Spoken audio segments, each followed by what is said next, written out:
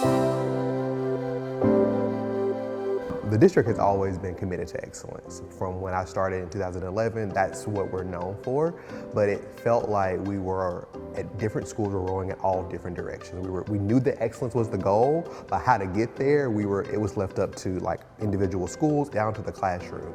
But now we have this intentional focus. I feel like everyone is going in the same direction. Our vision for the Oxford School District is to be bold and innovative and continually improving.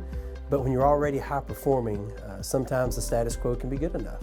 So it's really about pushing our employees to be better, getting better every day of the journey. Another significant challenge that we have is we have a significant achievement gap. We have a large population of high performing students, but we do have a part of our population that really struggles. And we owe it to them, every single one of them, to do everything that we can in our power to give them the opportunity to be successful. So we needed a push. We needed a different lever to continually get better at what we were doing inside of our systems. We needed to be more aligned. And that's why I really engaged with student education when I became superintendent of the Oxford School District. When we began our scorecard process, I think it probably was a little bit segmented, but we were doing the work. You know, we were starting where we stand, we were jumping y'all in and getting going with it. We're in the process of developing our new strategic plan, and that naturally gives alignment to the district. You know, the district scorecard will align with the strategic plan. Each school's scorecard, each department's scorecard will align with the district scorecard. The last few years, our district has been very focused. Before, each school was basically doing their own thing. Okay, before the scorecard. Central might work on something and Della might be working on something, and I don't know what you're working on, you don't know what I'm working on. And so this process has created systems to where we all know what the goals are, and that's what we're all working toward. Two of our goals on our scorecard are centered around, well, three I'll say, math proficiency, reading proficiency, and then students reading on grade level. This year, our second graders came in at 28% proficient in math. That's what they ended first grade in. So the teachers knew that they had a hard job ahead of them. We ended the year at 72%.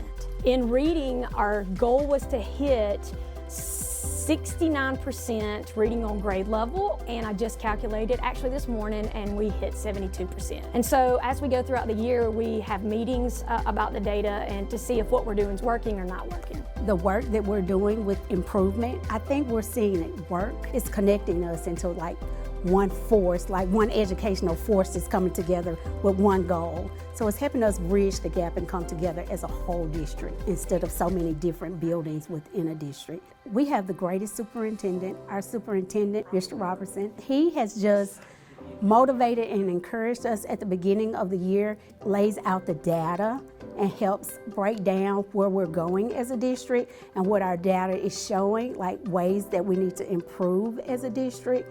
And so each school has a scorecard, and each school is like, oh, this is my goal, this is my goal. I also serve on the strategic planning committee here in my district. We get to impact not only my classroom, but I'm helping impact our district. We get to meet with these other educators in our district, and we get to talk about our goals. So we bring in people from the community, we have board members, people from the community, and we have our team, the teachers and the educators. We look at the data and we see where our areas of weakness are, and we talk about what can we do to improve those areas of weakness. The whole process has just shifted our district. Our mission as a district is to empower students, and I feel that we are constantly empowering them by hearing the voices of the parents, by hearing the voices of the administrators, and by hearing the voices of our teachers as well. So it's like everyone has a voice. So my voice counts, our parents' voices count,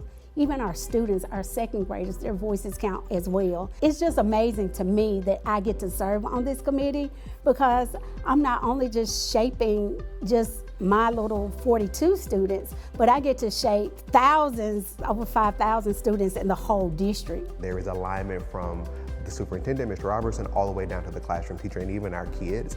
Everyone is speaking the same language. Everyone is talking about the same experiences. It's an intentional focus now, because it's really hard to do the work of continuous improvement when everyone from admin, from the central office, they don't have that understanding, you met with resistance. But when everyone understands that this is the goal, this is what we're doing, this is how we're implementing it, it makes the work much easier. It's becoming ingrained in our culture. One thing I would like to share is my gratitude, because I am so thankful that this has shifted my mindset. All the talk about the strategic planning and the improvement, I was like, is this going to be something else on my plate?